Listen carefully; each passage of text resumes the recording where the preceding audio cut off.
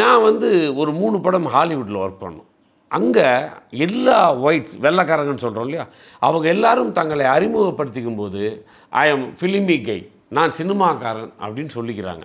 ஆனால் நம்ம ஊரில் பார்த்தீங்கன்னா நான் சினிமாக்காரன் கிடையாது, சினிமாக்காரன் புத்தி எனக்கு கிடையாதுன்னு சினிமாவிலேயே இருந்து சினிமாவிலேயே சம்பாதிச்சு சினிமாவிலேயே வாழ்ந்து சினிமாவிலேயே எல்லா வளர்ச்சியும் அடைஞ்ச பல சினிமாக்காரனுங்க வெக்கமே இல்லாமல் நான் சினிமாக்காரன் கிடையாதுன்னு சொல்லிக்கிறோம்.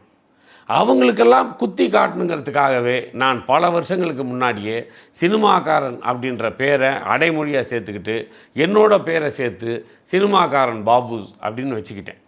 ஸோ சொந்தமாக ஒரு நிறுவனம் தொடங்கக்கூடிய சக்தி எல்லாத்துக்கும் கிடைக்காது. அப்படி ஒரு சக்தி எனக்கு அமைஞ்சப்போ நான் வச்ச முதல் பெயர் சினிமாக்காரன் செல்லுலாய்டு கம்பெனி.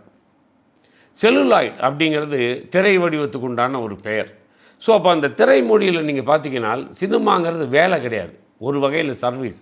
சர்வீஸ்னால் வாத்தியார்கள் மாதிரி, டாக்டர்கள் மாதிரி, பொது சேவை செய்கிறவங்க மாதிரி, இது முன்னாடி இருந்த அரசியல் தலைவர்கள் மாதிரி ஒரு சமூக சேவை தான். ஒரு காலத்தில் புத்தர் வந்தார், அப்புறம் இயேசு வந்தார், அப்புறம் நபிகள் வந்தார், இப்படிலாம் சொல்கிறோம் இல்லையா, இவங்கெல்லாம் இட்ஸ் கால்டு மெசஞ்சர்ஸ்.